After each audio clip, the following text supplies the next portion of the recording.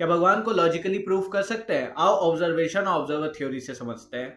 So every observation needs an observer.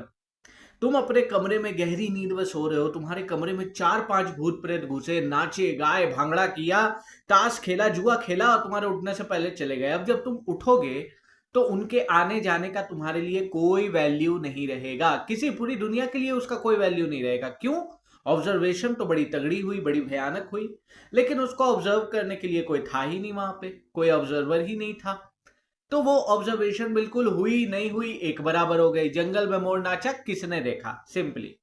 तो यहां से हम कंक्लूजन निकालते हैं कि हर एक ऑब्जर्वेशन के लिए ऑब्जर्वर का होना जरूरी है, अदरवाइज उस ऑब्जर्वेशन की कोई वैल्यू नहीं रह जाएगी। इसको इक्वेशन 1 पकड़ के चलना। अब दूसरी बात, इस बार तुम बीच में उठ गए, तुमने देखा कि अरे मेरे कमरे में बैठ के ताश खेल रहे हो, मेरे बिना खेल रहे हैं।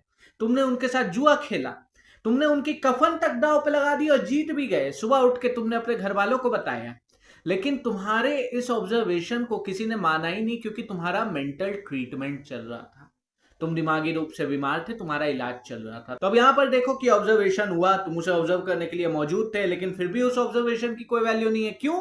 क्योंकि ऑब्जर्वर में चेंजेस आ रहे थे, ऑब्जर्वर का दिमागी इलाज चल रहा था, ऑब्जर्वर का जो दिमाग था वो चेंजेबल था, कभी सही काम करे कभी सही काम नहीं करे।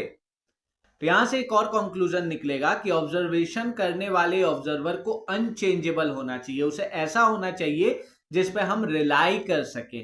ऑब्जर्वर को ऐसा होना चाहिए जिससे कि हमें पता चले कि जो भी ऑब्जर्वेशन हुआ, क्योंकि इस ऑब्जर्वर के द्वारा हुआ है और इसमें कभी चेंज नहीं आता, इसका दिमाग सही है, आंखें सही है, तो ये ऑब्जर्वेशन सही ही होगी।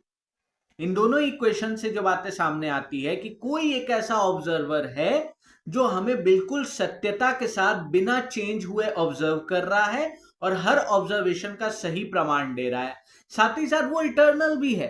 क्योंकि आप देखो, ब्रह्मांड में लाखों ऑब्जर्वेशन हो रहे हैं और लाखों सालों से ये ऑब्जर्वेशन हो रहे हैं, और ये सभी ऑब्जर्वेशन ऑब्जर्वर की मांग करते हैं, अदरवाइज इस ऑब्जर्वेशन का कोई वैल्यू रहता ही नहीं।